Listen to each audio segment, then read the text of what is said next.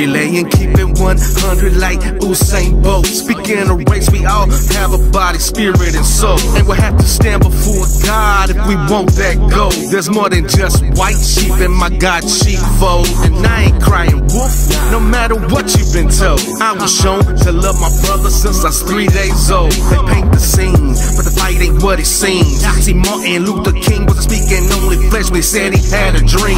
The devil's scheme has a team, and it seems that he's always been a fiend of the same thing. Lust of the flesh, lust of the eyes, and that pride is everything. So if I get high-minded and don't abide in the vine of Zion, then I should be reminded that my kind has been blinded and rewinded to a time of unkindness, while their sides intertwined in a lifetime of crime, confined like a tribe.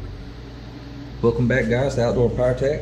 We got a Poulan Pro leaf blower here, BVM200VS. I recently did a carb rebuild on this blower, and went through it 3 times, even run it through my ultrasonic cleaner and everything, and it ran for a while for a customer, then it just died out, and sometimes that happens. These 2-cycle engines are very, very finicky. So brought back into shop, we just ordered a new carburetor for it, and I'm going to show y'all how you pull this off and put a new one on. So right here I done pulled the air filter box off, and you have 2 4mm Allen head bolts. So we're going to turn to the side here. We're going to take these 2 off.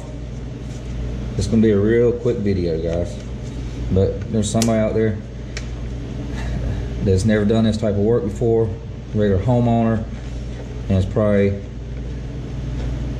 nervous about pulling something apart for the first time ever. We've all been there at one point in time, so I'm going to show you how to do it. Okay, so got them 2 loosened up, and we're going to pull those out, set them to the side. Then your air filter box will come off.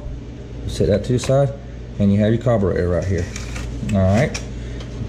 Now, don't forget, don't overlook this gasket back here, because it will fall down and you won't realize it, and you'll bolt everything up and it won't have a good seal on it. So just remember that's there. Okay. And yes, your lines probably won't be this good because, like I said, I've just done a rebuild on all this and have new gas lines. But the smaller line, you have 2 lines on this, smaller line and a thicker line. The smaller line goes to the front of the carburetor, the first 2. The bigger line goes to the back input there. So let's go ahead and get these off. I like to use a little screwdriver sometimes. That works really good to get up in between there and just pry. And sometimes it works, sometimes it don't. These littler ones tend to want to stick on a lot better because they're so tight. But get your gas line off the best you can without messing it up. And I might have to just cut that small one, so I know I have enough gas. I know I have enough line down in the tank. Now the bigger one should come off easy. Yeah, just pry it off. Got that. All right, and then you got a linkage here. See this linkage right here? It has a little bit of a curve in it, and that's where your fly goes in. And it goes in only one way. You slide it in that little hole and then pivot it around, and it'll hold it in place. You can't put it any other way. I mean, you can't put it upside down, but I mean, that's not gonna work. All right, let's get our new carburetor right here. Let's go ahead and put it in the linkage. Hook our big line up to the back. Get our smaller line. See if I can pull some out of the gas tank. You might not be able to pull how much in. If it's original, they don't have much left in the gas tank, so just try to be very careful. Slide that up on there. All right, let's get our gasket. Get it in place. Get a carburetor lined up. And sometimes, like something I like to do is go ahead and put my screws into my plate like this. Go ahead and get it inside the carburetor, the 2 holes in the carburetor. I like to go ahead and just kind of get it in the back,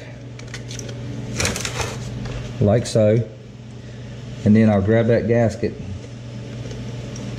and then I'll line that gasket up where it's supposed to go. And you'll see the 2 holes that the bolts go through. Slide that over your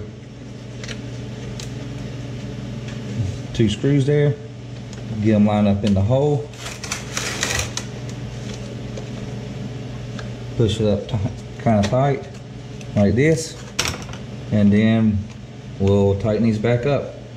And don't just finger tight these like you would, like if you was putting tighten a lid up on a 2-liter bottle.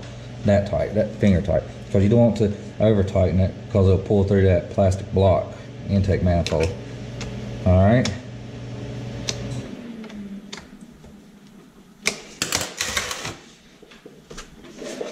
Okay, now I'm gonna pump it, the primer bulb, see if we're pulling gas up. And it might take a few seconds, so. Alright, and it's primed up, so all that's working. Put our air filter back on. Put our cover back on.